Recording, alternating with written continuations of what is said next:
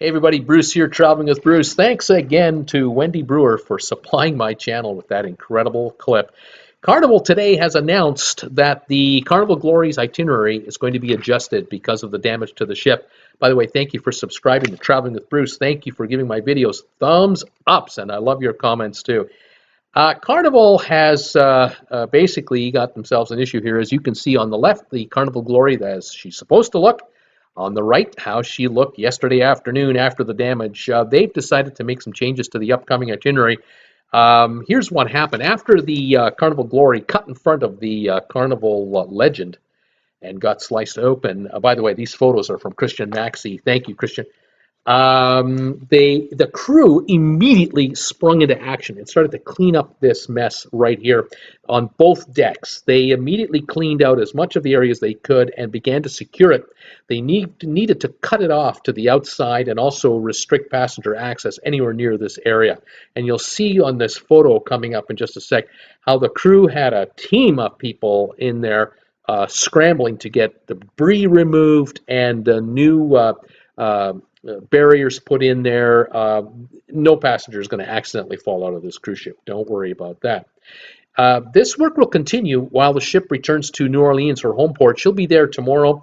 Probably first thing in the morning, they will dock, and all day tomorrow they'll be working on the ship. By the way, this is the Carnival Legend, the front end. She survived just fine, as you can see. No issues there, except one of her sonar units is out. They'll replace that. The ship will have no issues whatsoever. But on the Carnival Glory, they're not going to leave at 3:30 in the afternoon on Saturday. They're going to on Sunday, I should say. They're going to leave at midnight. So they've delayed departure by almost 9 hours. That gives them a lot more time for ground crew to come in there and do some more work to secure the entire area. Cozumel will be visited, but not on the 24th of December, but on the 27th of December. So there'll be a sea day on the 24th instead of a visit to Cozumel. Let's watch this video one more time.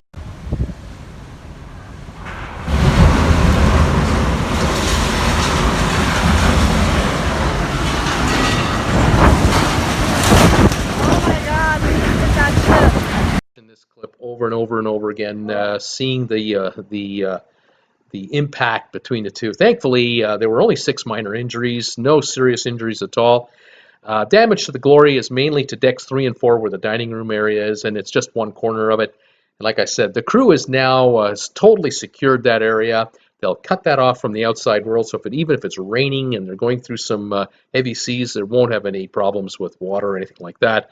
Passengers will be just fine. Like I said, the ship will leave Sunday at midnight instead of at 3 in the afternoon, and they will skip Cozumel for the 24th and add Cozumel on the 27th. So no ports are lost.